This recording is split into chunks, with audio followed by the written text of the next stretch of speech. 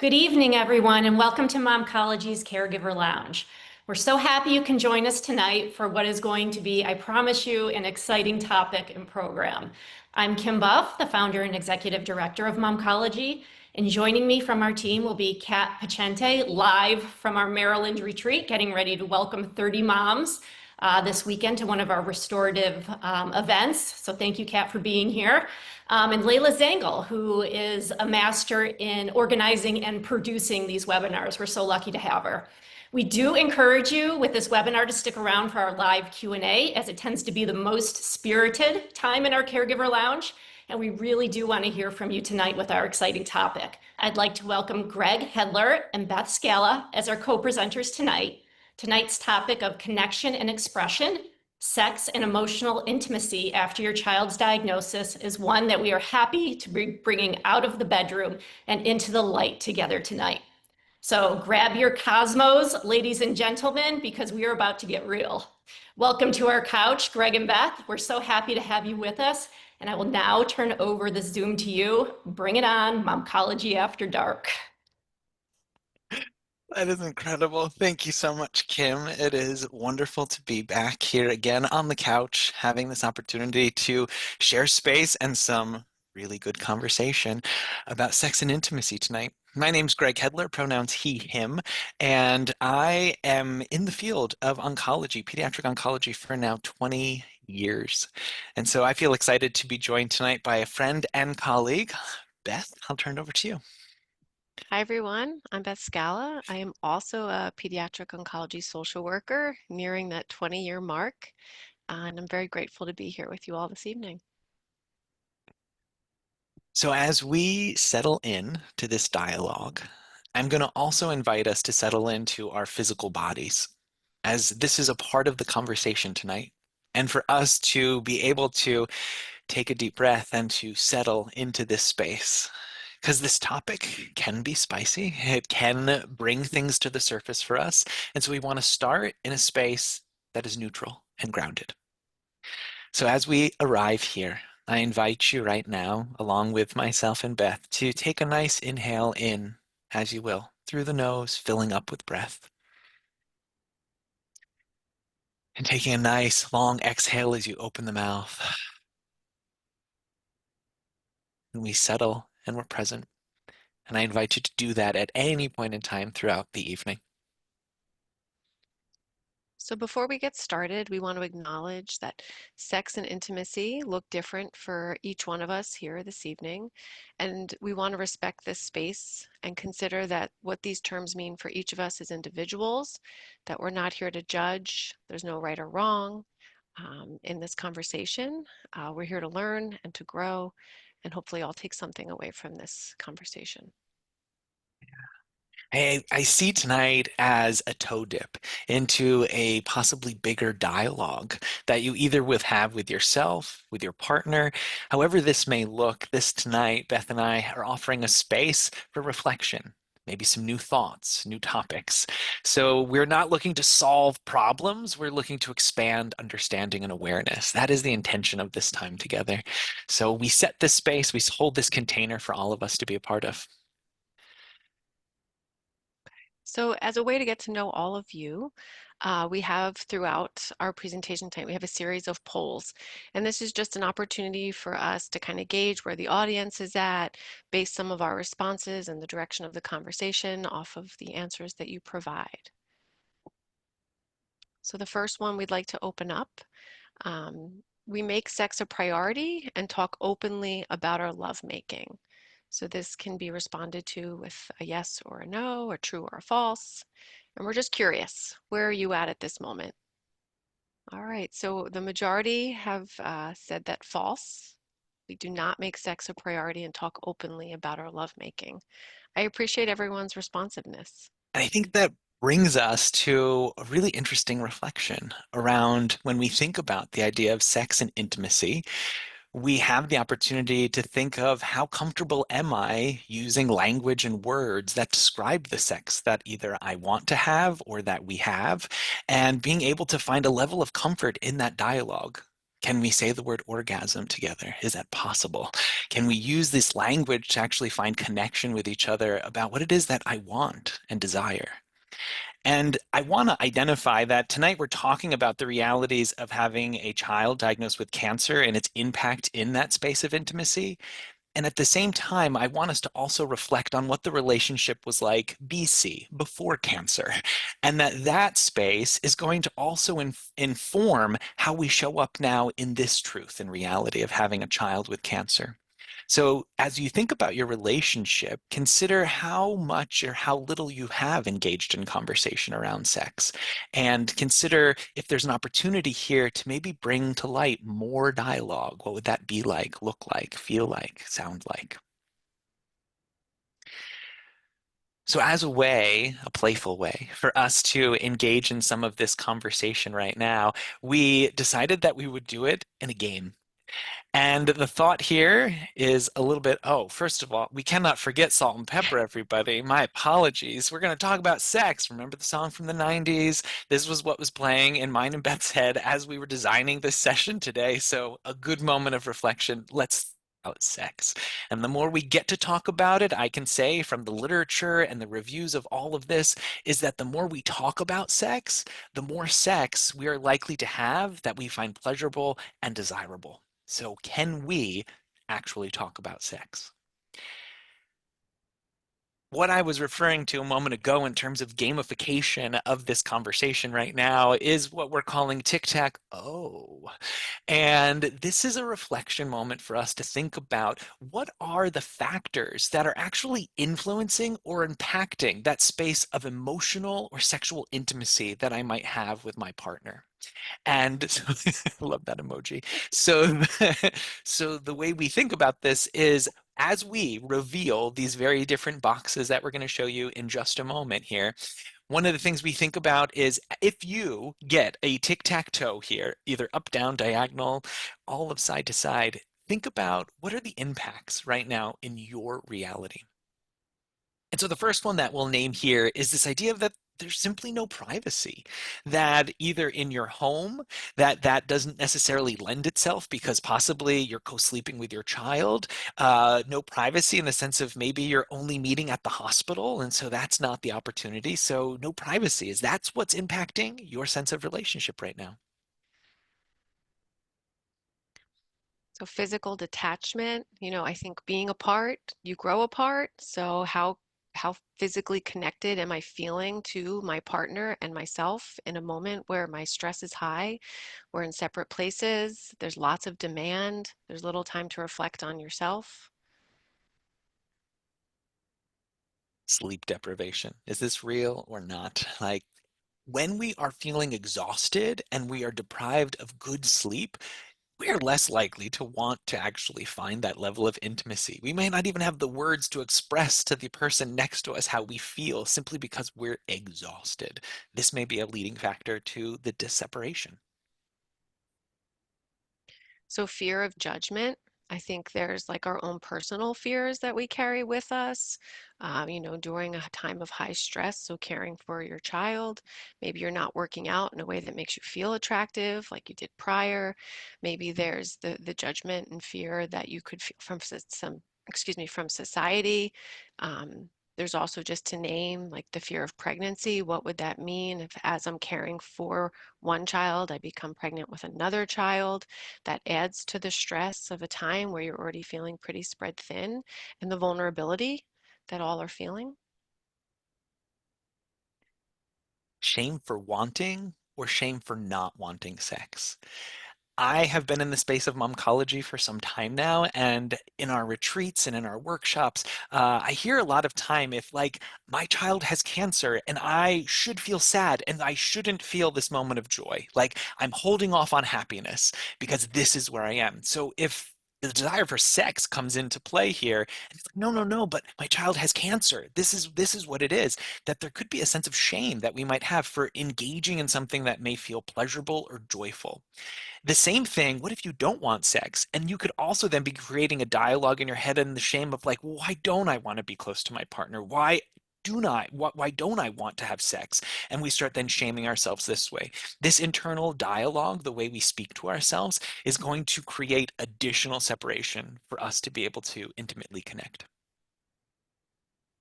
So coping styles differ. There are individuals who, when they're under high stress, they want physical intimacy. Stress can be a release for them. And then there's others who, when you're coping under like significant stress, you want to be alone, you want to process it, you're more of an internalizer as far as where am I at to build your own self-awareness.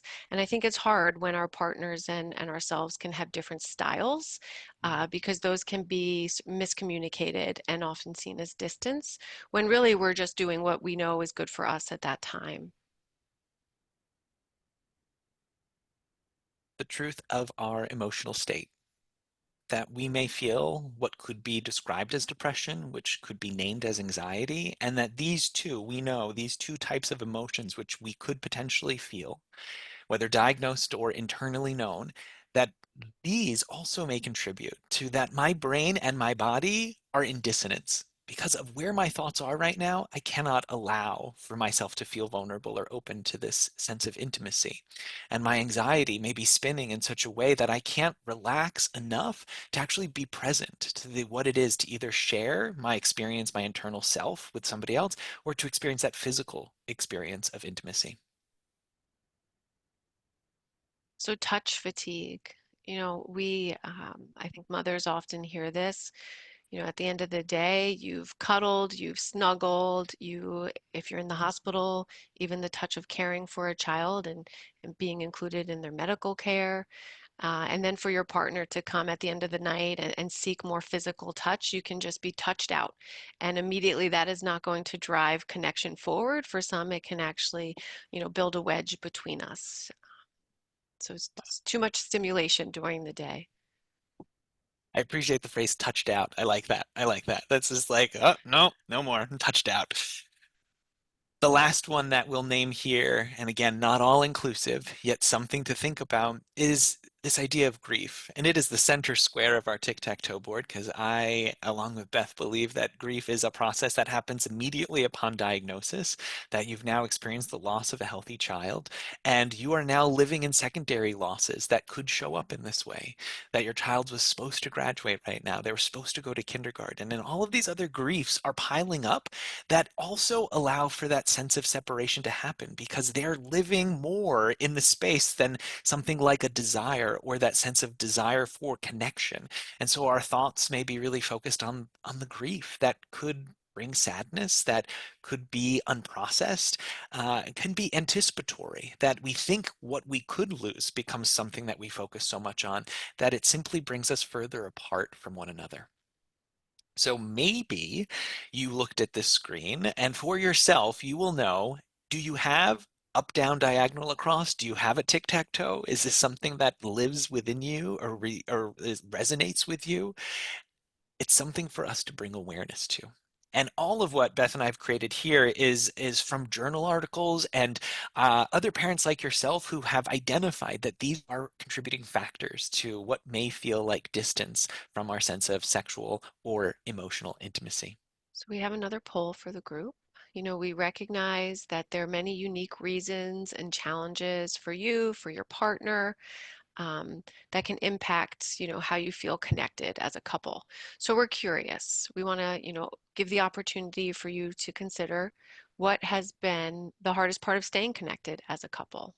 Is it the physical distance? Is it the schedule? Is it emotionally being someplace else? Okay, so hardest part of staying connected as a couple, I see emotionally being somewhere else, just being overwhelmed and being on call 24/7 during my child's treatment, feeling emotionally detached, Mm, emotional and physical burnout, spending time together, communication, lack of time and headspace, so many logistics constantly running through my brain, mm, schedule, feelings of trauma, mhm. emotionally detached, Yeah. balancing our sick kids' needs with our healthy kids' needs and Mm, our own, emotionally struggling for me specifically as a wife. Mhm. an uneven balance of physical, mental, and emotional load, communication, Thank you. emotionally disconnected.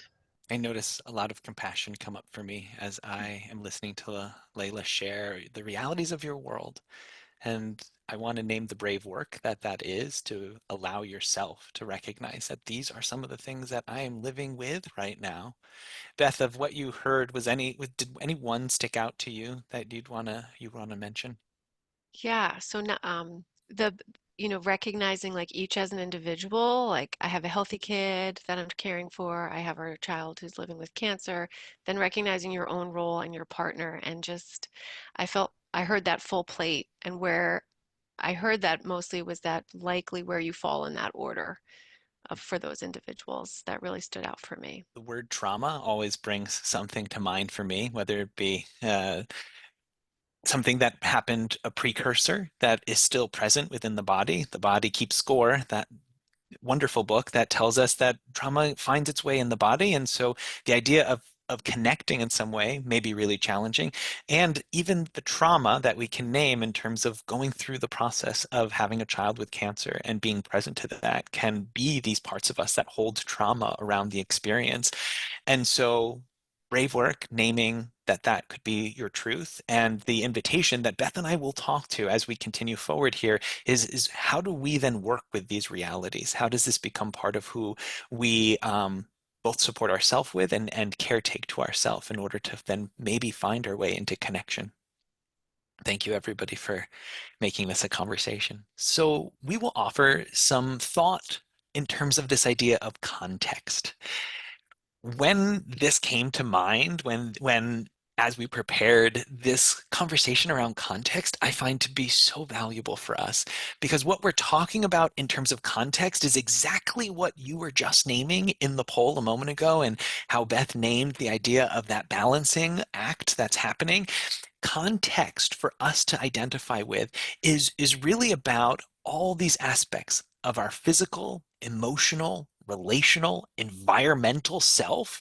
People talked about time. That is an environmental context. If there's no time, then how are we going to find a space to connect if that's not possible? When we zoom out, we can begin to see how context is going to play a part in whether or not I find connection, because this is the truth I'm showing up in. This is my context.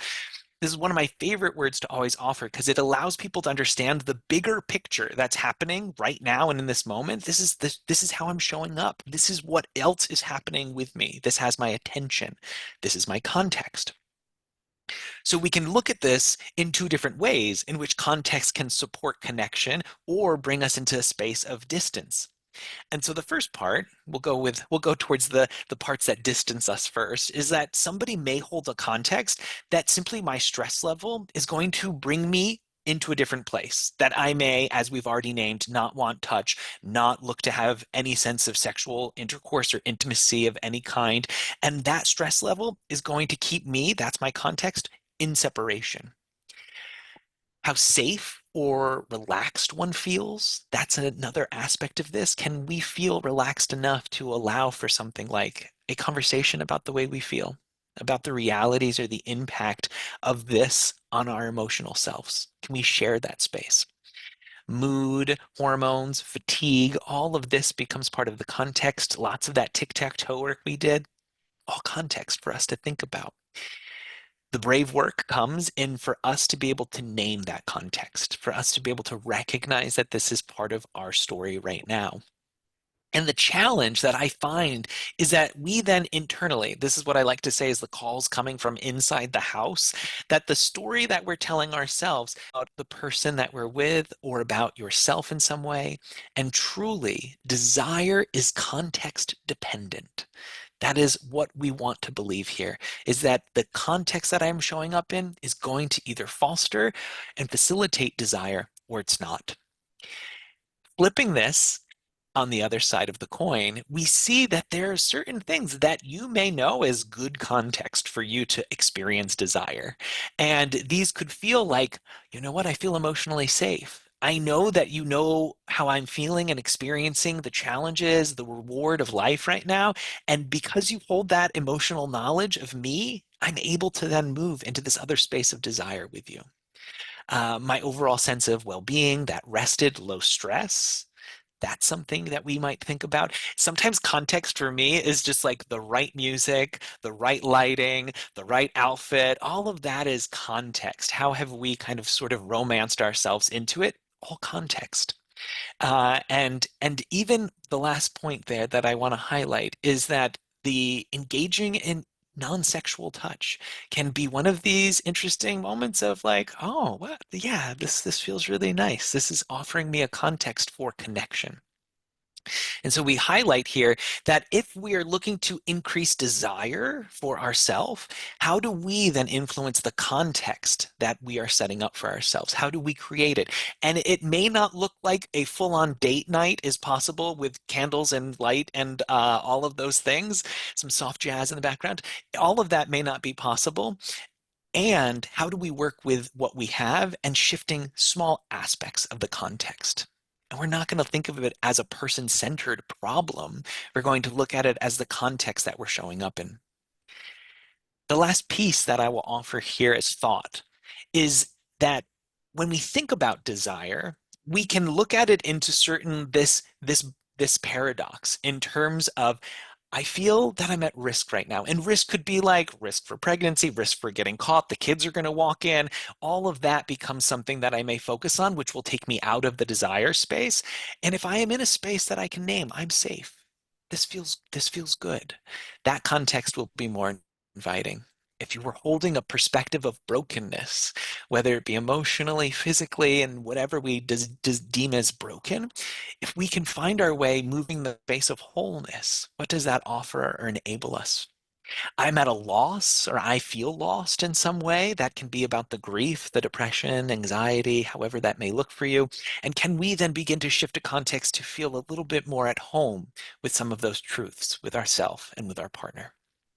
So, highlighting here that context, and Beth and I will say this often throughout the rest of our time today, context is something we want to think about, and how do we influence for the best result, if that's something Yeah. that we want. Beth. And I wanted to offer like context is it changes, right? So my context before cancer looks different after the diagnosis. My context yesterday, or when we're negotiating a situation where maybe someone's at home with the siblings and someone else is caring for the kid, like all these contexts can change based off of what's going on in a situation. So there is like an awareness too that this carries. It's not, like Greg said, it's not just the jazz music and a situation that we know will get us like in the mood, so to speak. It is fluid. The additional piece that Beth and I want to add here is around what can be looked at as the sense of drive. And this for us is thinking about like what's the sexiest organ of the body, everybody? It's the brain. That is the sexiest organ because so much of what we just highlighted in terms of context is a lot of it is brain based, is how I'm thinking and feeling about the experience I'm in right now.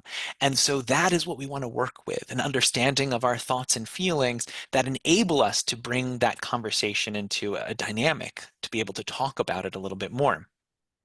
So, Emily Nagoski, incredible author, amazing sex educator, has multiple books. One that we will say is called "Come as You Are." I have it right here.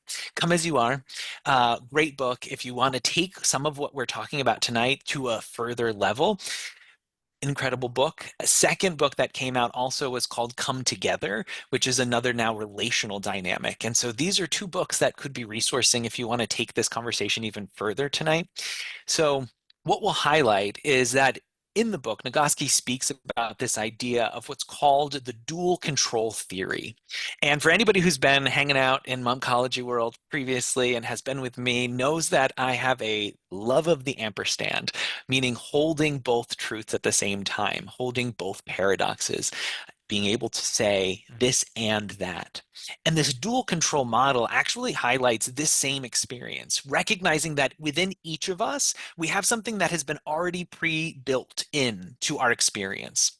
And this dual control model highlights these two aspects of what can be known as an accelerator or a gas pedal, and then what is also known as the brake. That these two exist within us. And what happens here, it's not it's not just pushing on the gas, it is also releasing the brake at the same time. So both of these things need to be true. It's turning on the ons and turning off the offs. So doing this simultaneously is how then we create this drive or this desire. So we want to check with ourselves, what's our accelerator like? What's my brake like? And how is this working together? When we think about the accelerator, I invite us to think about this idea of the increasing sense of pleasure, connection, stimulation. All of these things can create a push on that gas pedal. Certain ways in which you're touched or caressed can increase that sense of acceleration, the ability to do that. Our accelerators for all of us are going to be different. Some need a great deal of acceleration and a lot of attention to push that gas pedal forward. That may be what is required for you and your body, that it requires a lot of attention and moving in that direction. Similarly, using the off switch here is this idea that a brake could feel like some of the things we've already named here and some of the things that you're putting already, I see it in some of our questions here, is this idea of stress and fear and guilt and distraction. All of those could be brakes. So how do I release some of that sense of stress, release some of the fear, guilt? How do I get my foot off of the brake so that I can actually then move forward? And some of us can look at it in this way. Some of us might have what's known as a sensitive accelerator, meaning that we can get turned on real quick. We can get into the mood real easily. Putting a quarter in a vending machine, all of a sudden is like, this is hot, right? All of that could be possible to really push our accelerator because we're simply primed for that. That may be how we're designed. And what that could also look like in somebody is that maybe there's hardly any brakes, that even though I'm under stress, it's not pushing my brake down. So this is maybe bringing me into some spaces that allows for me to express my sexual self in various different ways. Additionally, we'll add here that we might be this. We might have really sensitive breaks that anything could put a pause on the desire for sex. It could simply stop it right there, that we're not going to move towards intimacy, we're not going to move to expression, and I become very quick to push on that break. Something that you can think about that could push on your brake is like, I know for me that I am somebody that is like, everything has a place. It must be orderly. And I know that of myself. And so that when things feel out of order or out of place, that is not a time that is sexy for me. So there's a big break that comes in when things feel messy or disorganized in that way. That's not a time that's going to increase that. And so my sensitivity on my brake might really be hit. And so thinking about how sensitive is my brake right now? How does that look for me? And we might also have an insensitive accelerator, meaning like I named already, we need to do a lot in order to make this thing go. And so that is a building up. There needs to be some more attention. Lots of things need to be in place in order to experience a sense of acceleration in some way. When we look at this, and I'll open it up to see how get some input from Beth too, in this idea of sensitive breaks, what that could look like in some of us is that it may mean a low sex or more low interest in sex. This is not anything to judge ourselves by. This is something to bring awareness to. This could be part of your break. This is part of what is there. It may be something that's also protecting you. Can we be interested in that? That orgasming may be really difficult for somebody with a really insensitive accelerator and a really sharp brake. It can be maybe really hard to relax into something that feels good. As you can see there, just the right factor, the fear of pregnancy or anything like an STD or STI, all of those things push on our brake. And we might be really highly sensitive to that. Yeah, Beth, Greg, anything you're making, additional? Yeah. yeah, thank you for inviting me. I was thinking of also like the moment, and now we have this moment, we're committed to a moment, and the pressure that we can put on ourselves for performance or making sure it's good or good enough or perfect, all these phrases that we can self-impose. And that can also hit a break pretty hard if we think our partner's disengaging or this doesn't feel the way I thought it would feel, and how quickly we can, Mm, you know, press the brake and let the accelerator kind of let the gas run out. Um, So that's what I was thinking of when you shared that. I also was really, when you said you like order and like the environment and how that plays into it, I was thinking of some of the comments shared and like the mental list, right? Like there's always a Mm. mental list, and how do you shift from the mental load of the to-dos and the prep or whatever that today and tomorrow have in store for you to be present for the moment and feel joyful or allow yourself to experience that pleasure and connection, which could simultaneously then hit our break as well. I'm imagining how much effort it would take for that break to be released. When you're talking about the to-do lists and all of the things that are on our mind, how much it would take for us to release, to allow for something like desire or sex to show up. Yeah, yeah. And then like after you experience that desire or sex, like then do you want to go pack lunches or pack the bag? Like, right? Like there's a balance there. So the permission to be in the moment, I think, is also can be an accelerator. And if we're not able to do that comfortably, can be a break. And Beth is naming context again. That in the moment is the context in which the before, the after, the during, all of that again reminds us of context. So we have that as our background, and we then have this truth of how we each separately, individually, have access to this break and accelerator. It is all ours. There's nothing broken or wrong. However, this looks for you is something to be curious about.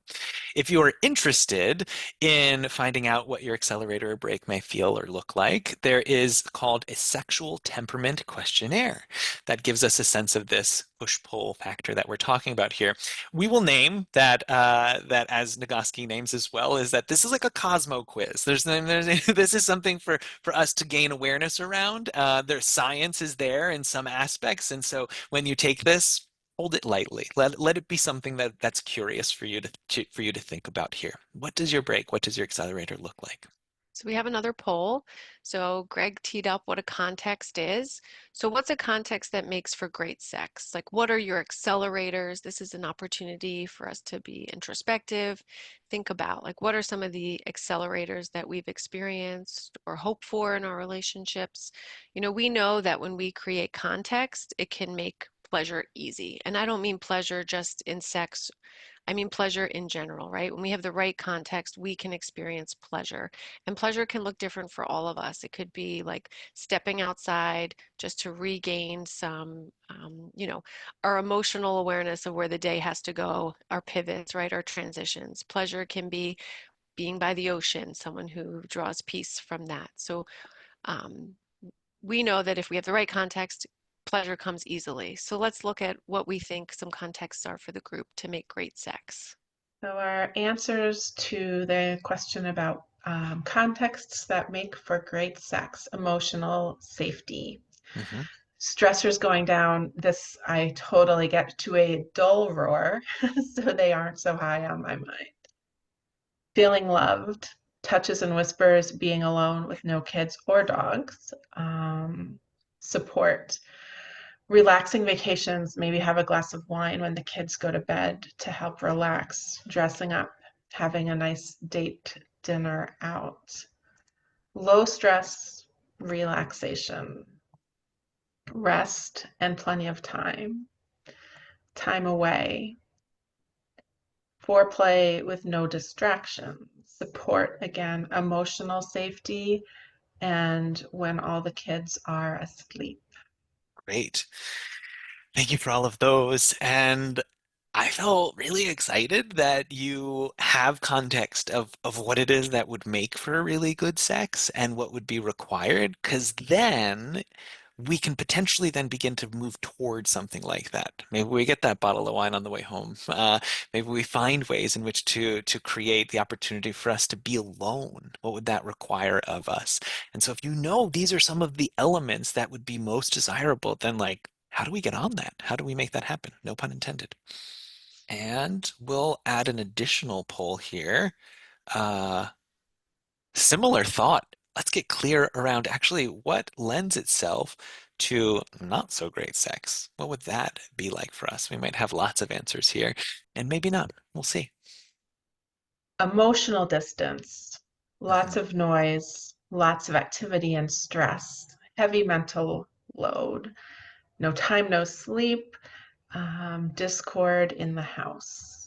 Yeah. I'm seeing a lot of these are actually repeated Hmm. by multiple respondents. Thank you. So just like us knowing the things that lead to the possible context for good, knowing the possible context for not so good also highlights the areas that we might be able to also give attention to with the extra effort that it may require us to talk about some of that emotional distancing and having that time together to really reflect on that, to give attention to these parts is equally something that again, not easy. We're not saying it's a simple task, yet to acknowledge it and have awareness around it, I think begins to create context and dialogue. Yeah, so your sexuality is not a thing you have, it's a process that you do. And I think we heard that, Greg, in some of the responses. I know I need a quiet space. I know it's when my kids are asleep. Sometimes I like having on a new outfit or feeling dressed up. So these are all steps you can do to help support the context. It takes work. And, similar, we talked a little bit when we were preparing for this, like when you're going on a date, you would pick a restaurant, you'd make the plan. What am I going to wear? You kind of imagine in your head, like, how did I want this to go? So that was a process. And now being on this side of it, it still is a process. So it is something that you do. And I think that that notion, Beth, is that people think that I don't want to do the work. It's going to take work and effort to do something like this. And the reality is that it always took work and effort. It simply was approached differently. The Hmm. excitement was there. I think that's fascinating. That's so true. So true. And it's hard, right? When it's hard to put more work on yourself. Yes. Yes. And so why is that? We're going to shift a little into we're going to talk about the stress response cycle. So, I think about a cycle, and typically cycles have an end, right? Like even when I put a load of wash in, it goes through cycles and then it ends. And then I go to the next phase of what that process is.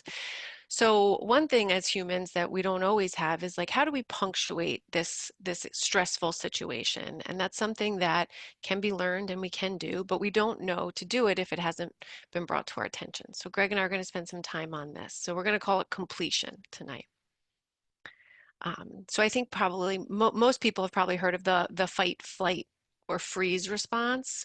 So you think about when our brain perceives a threat, there is an actual biochemical change. Adrenaline pumps, our cortisol increases. Your heart rate can pump, your breathing rate goes up.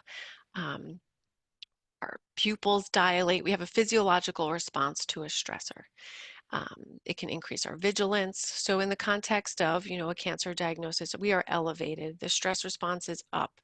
And how do we then, bring this cycle to a place where we can, relax a little? I'm not going to say the stress goes away, but feel like we're at, a resting heart rate. We don't feel on alert. So you can go to the next slide or the next section of the slide. So stress reducing conversations, right? So if we're going to talk about, I'll use deer as an example. So I think about, a deer is in, the yard, you pull into the driveway, the headlights are on the deer, like literally a deer is in headlights. It freezes, right? It's like, I feel stress. I'm going to just assess the situation. And then ultimately, the deer flees. And what we've learned is that the deer then, when it's in a safe space, it physically removes the stress from its body. It bucks, it kicks, it kind of has like a shaking, like a physiological response. The cycle of stress and fear has completed, and then it grazes. So it goes back to like a resting heart rate, a feeling of safety. And something that we don't have as humans is like, how do we punctuate this cycle for ourselves? So Greg and I wanted to introduce the concept of like turning towards. So how do we like talk about the stressor with our partner, right? I had a really hard day at the hospital. There was a lot of unexpected interactions. It was, it didn't go the way I planned. And now how do you complete the cycle? Maybe it's some people like to process what that was for them. Some people like to, hold advice and problem solve. So sometimes it's, I think when you're in interaction with someone, like, do you want feedback or do you just want me to listen? Some of us want, what would you have done differently? How can I approach this the next time I'm in this situation? Open-ended questions. What was that like for you? Is there something I can do to support you if this happens again? And this is all just a way to bring the conversation to like offer perspective and bring it to like a close. Is it to empathize with your partner's experience, right? So oftentimes, I think there's like some guilt if you're not there, and there can be stress on the person who is there and the person who's not there. So how do we empathize with that experience? That sounds like a really hard day for you. I'm sorry that I wasn't there for you. Is there a way that we can make a plan going forward if this were to happen again? How about we switch off? This sounds like today was really hard for you. How about you come home and I'll go to the hospital?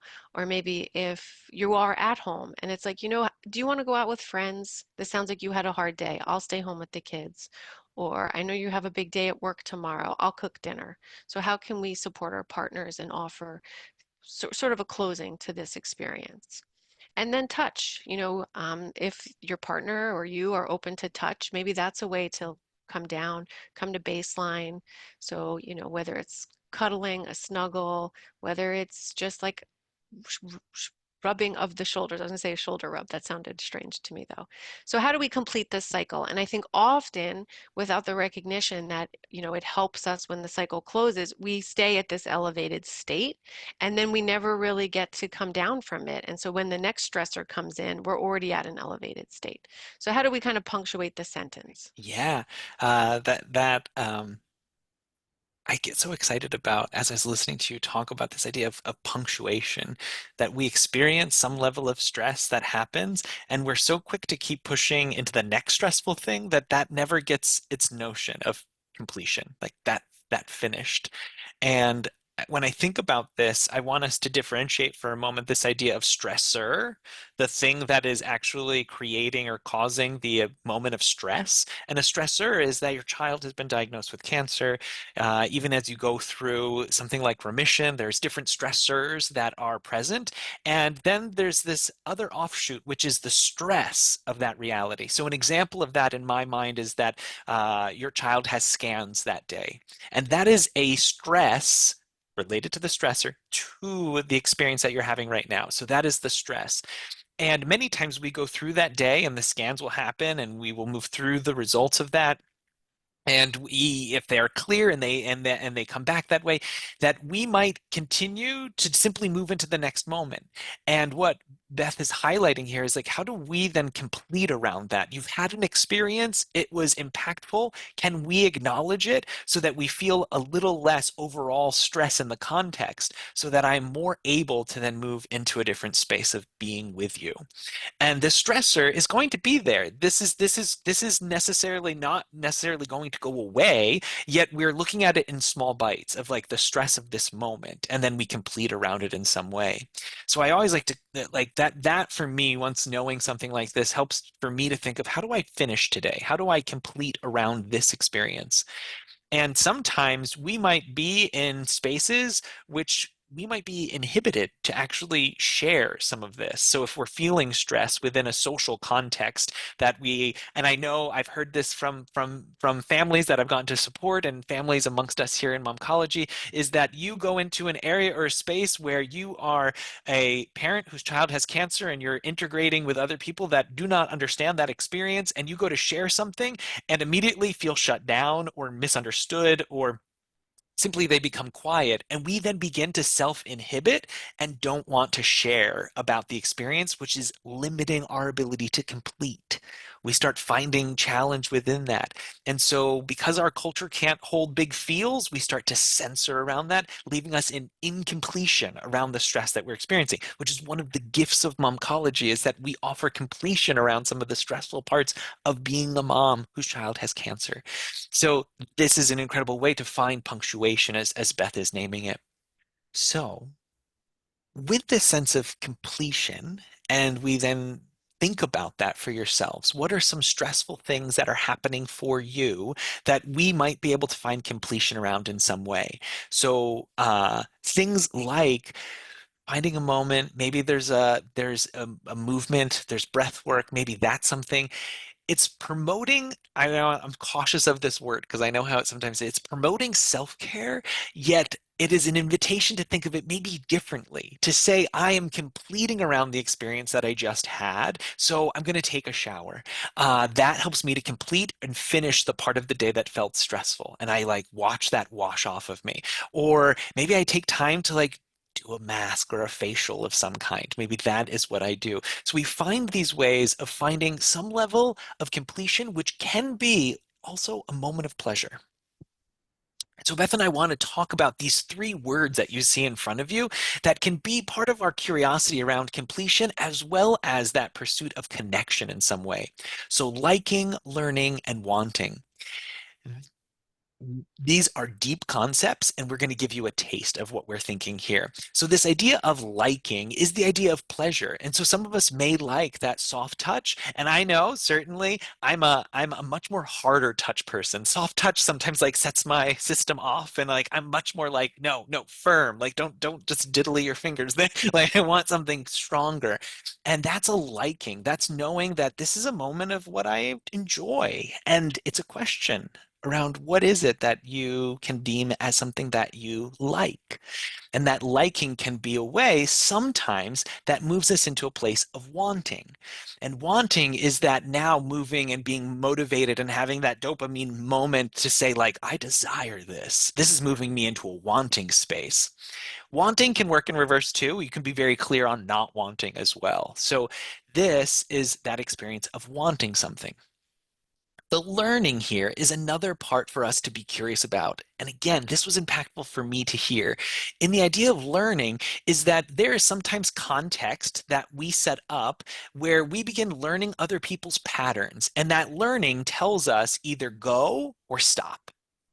And so something like an example around this is that maybe before you were pregnant, there was an enjoyment around certain ways that you were touched or caressed. And then as you were pregnant, that way of being touched is not desired in that way. And your partner begins learning that that is not the way in which I want to be touched anymore.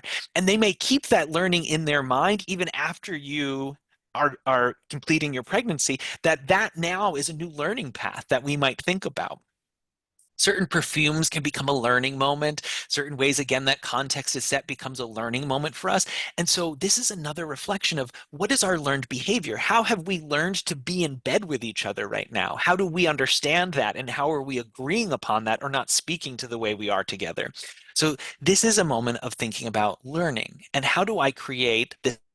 What pleasure feels like to you, and this idea of wanting at the same time. What does that excitement look like for you?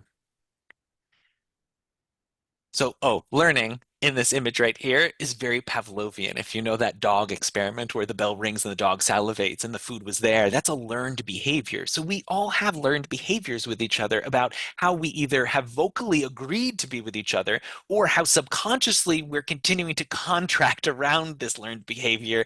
Even though it may not be something that we want, it can be something that we then have learned. And so how do we become interested in maybe unlearning some of this as well? So stress is one of these things that are going to influence our liking, wanting, and learning. That's something that, again, we just talked about in what Beth shared in terms of completion. So how do we complete in order to be open to these other parts? And the other thing that we want to add here is this idea of a spontaneous desire and responsive desire. And spontaneous desire is something that we might have familiarity with in that early dating stage, what people could call a honeymoon stage. And we find the spontaneous desire to like, I want sex now and I want you in this way. And we start moving towards that. And that's spontaneous desire. When we are in long-term relationships or under certain levels of chronic stress, we begin to think we should feel spontaneous desire. We start shaming ourselves for not wanting it the way we once did.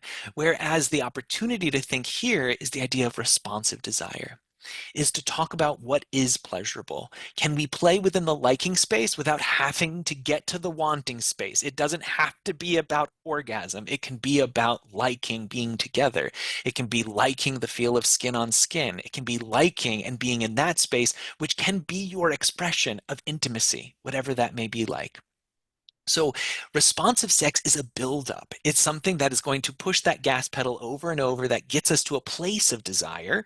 And that's much more relative to those of us in long-term relationships to think about it in those ways. There's much more context. There's much more need for acceleration, possibly, that we can live in liking more often than needing to want. And so this is another framework to think about here in terms of the things we think we put on ourselves, the shoulds or the masturbates that we must feel this way, right? That we should have spontaneous sex. And in truth, responsive desire is probably maybe more where we may live in. So another poll. So what's one small way your partner makes you feel emotionally safe? If applicable. A small way that I feel safe is what's one small way your partner makes you feel emotionally safe? Listening to me and hearing my feelings. Good communications. He listens when I talk. Nothing. This is not applicable. And listening. Yeah. Listening, listening, listening. Yeah, I appreciate that.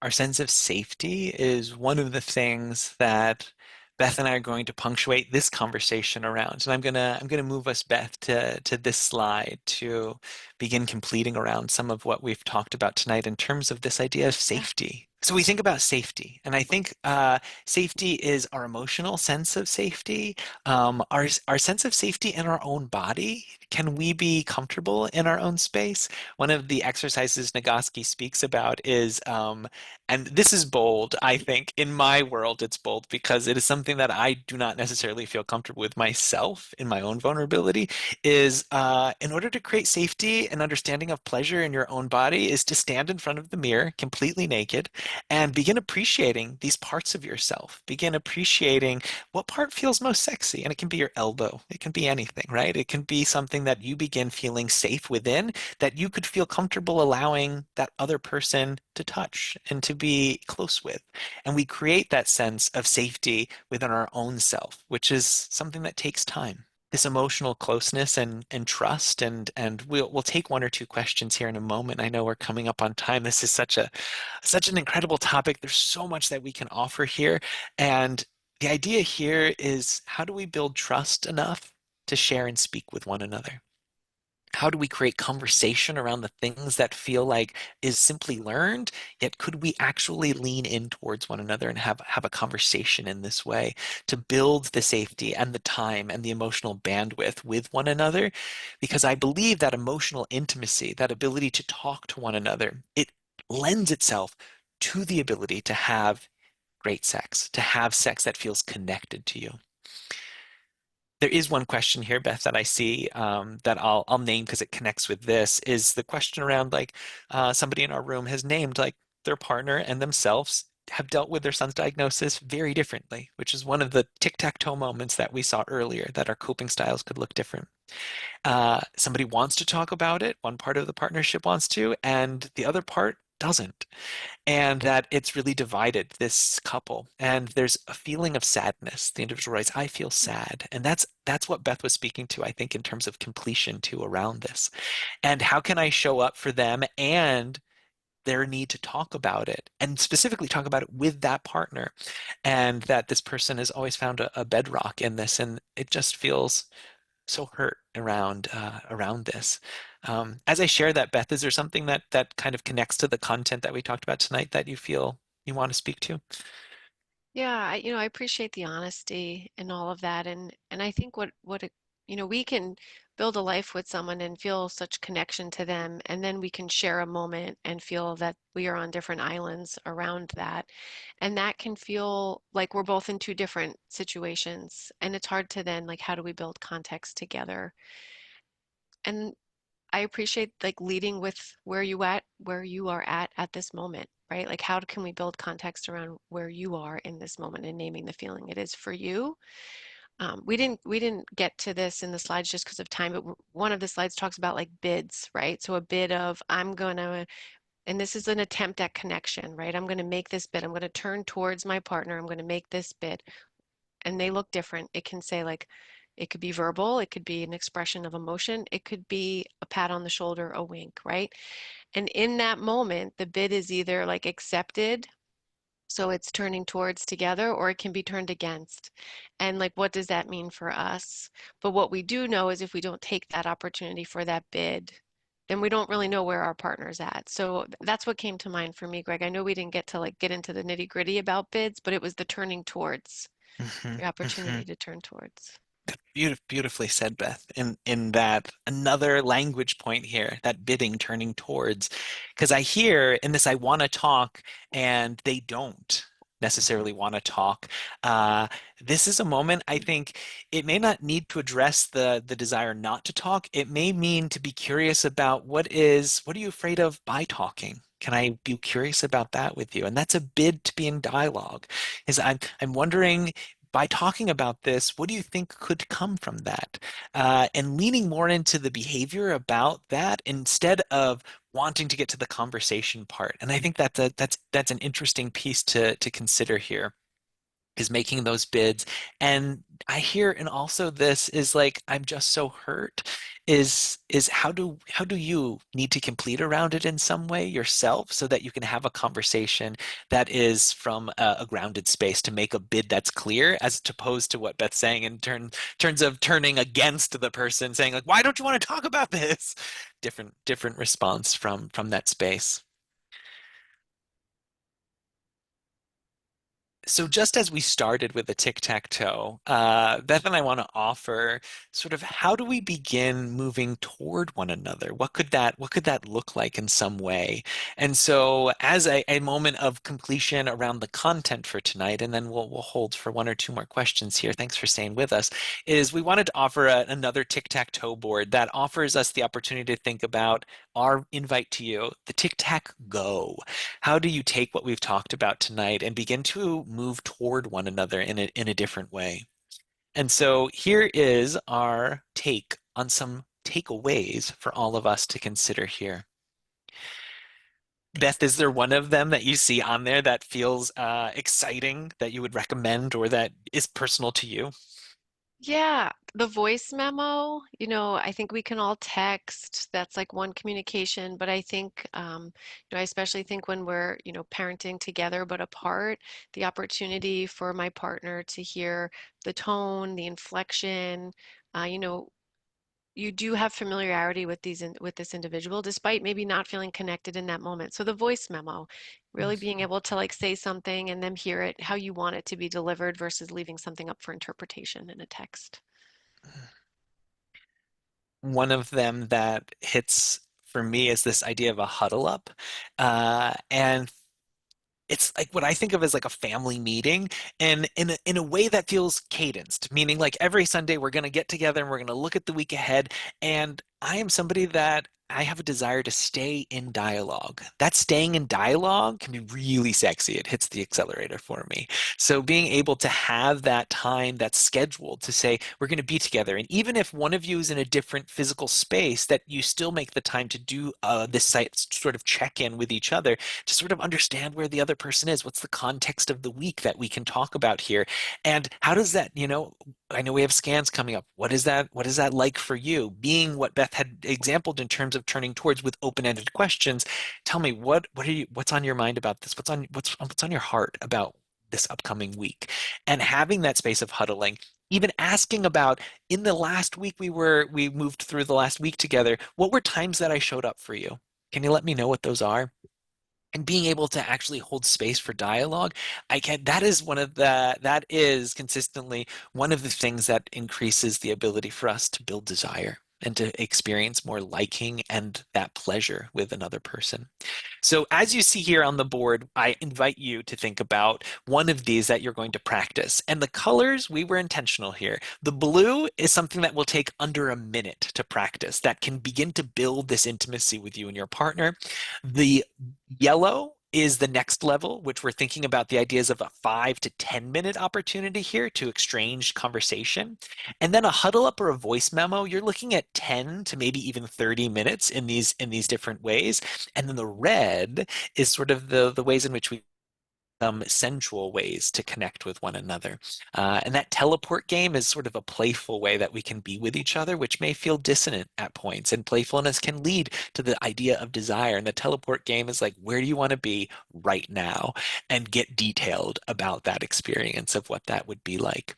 So these are ways that will lead towards some of that sense of connection that we've been talking about throughout our conversation today, and beginning to get a sense of how to take all this information and begin to make some sense of it all on your own.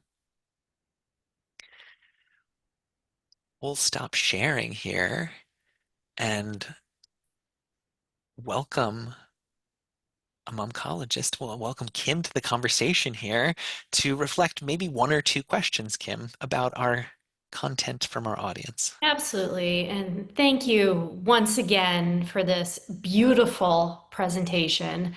I know it will live in the archives, alive in Momcology, and many reiterations to come, whether it be through other programs like the retreats, certainly a topic that continues to exist and live in the life of parents and families going through this unbelievable experience together in their homes and in the greater sense of community as we are tonight. So thank you for that. And Greg, as always, thank you for being a rock to Momcology if we're talking about rocks and our safe Yeah. place to fall. Certainly, you're an incredible person, and we just love having you part of the Momcology and welcoming you as well, Beth.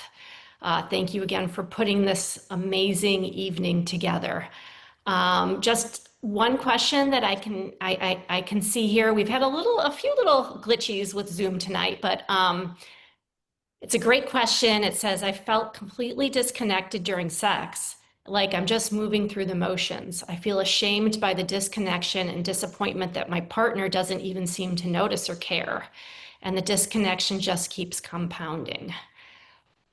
And I think this was addressed in your presentation, but what little takeaways can we offer the Momcology family that's feeling this tonight before we close? First, I think it deserves a breath. Like, I think, like, as I'm hearing that, and my own body has a response to that. And when I hear the word shame, that is one of those big, heavy experiences we have as a human. At first, it's this moment of honoring and taking a breath in for that. So that's like one of the first things that I experience in hearing that question. Beth, other things to add as we can bounce back and forth around this? Yeah, I'm going to go back to a check-in, right? Like we are perceiving this to be that the partner is not caring or aware, and we don't know what the other side of that conversation is. And I think the opportunity to ask the question, it's not an easy question. I sit on the side of this conversation being able to offer that statement, but to ask the question, observe, what did you observe, right? Your observation is real to you. So, you know, during this time I felt or I observed, it felt like to me, right? The opportunity of the I statement and what it was really like for you. Mhm. Mhm. Thank you. The may I add one Oh, more thing, Kim? yeah. There's something else that I feel present to too. Is this idea of what I wanted to say here. Beth and I will both stand by this. It's again from Emily Nagoski, is the idea that pleasure is the measure. We want to remember that this is supposed to be a place of hobby and fun and co-creation and collaboration, and we want those things to be a part of the dynamic of sex. And if there is a sense of disconnect in the full-on experience of sex, what other forms of sex could there be? What other ways could we actually then offer a refusal and offer another option? I don't want to have sex, yet I want to lay here and I want to be held by you. Maybe that is the pleasure that we lean into in that moment. And we find that sense of desire being expressed in that way. Or maybe I want to take care of you tonight and I want you to orgasm, but I don't have to, right? Like what if we decide on something different that this could look like so that we are both honoring our reality, because then we fall into a learned behavior around what sex is going to be. And it means I'm going to go through the motions and I'm not going to feel connected. And I'm going to start learning that this is what this is, and I will become more distanced from that space of pleasure. What does that offer me? So I think that that becomes something I also think about in this space. Yeah. Just one more before we wrap up, Yeah. about family planning. We know we wanted to have more children, but now we're just scared. Understandable. We can't imagine the possibility of this happening to another one of our children. How can we begin to approach the conversation of expanding our family or knowing when might be a reasonable time to do so? It just feels so overwhelming. The pieces that show up for me in this is at first the emotional words that stand out for me, Beth. Like I hear the word scared and I hear the word overwhelmed. And that to me is really interesting because that means that there's completion that's required here first before we can actually have a bigger dialogue in terms of expansion. That how are we managing and being with the fear? How are we managing the overwhelm? Is there one penguin step we can take that is possible right now to begin this conversation? So for me, it is caretaking to the emotional aspects of me first and the relationship with your partner before even getting into that space of thinking about expansion. What would that look like? Thank you again for this amazing time together tonight. Certainly a lot to think about. I know everyone, thank you for being here and choosing to spend your time with us tonight. This episode of Caregiver Lounge will be available on our website after it goes through the final phases of production on our end. For those looking who are interested in previous issues of Caregiver Lounge, we have quite a catalog of episodes now that's on our website, momcology.org. Please feel free to visit often. We have a host of panelists that are experts in various caregiving experiences specific to childhood cancer, working in this forum, and we are just so pleased to be able to bring them a little bit closer to you in your homes. We are taking a short summer break with Momcology Caregiver Lounge, and we will be back probably mid to late August, early in September, back at it right before Childhood Cancer Awareness Month. So we wish you well. And thank you again for being with us tonight, spending your time, and being part of the Momcology community. It matters. Thanks, everyone. Thank you, Beth. Thank you, Greg. We appreciate you. Good night, everyone. Take care.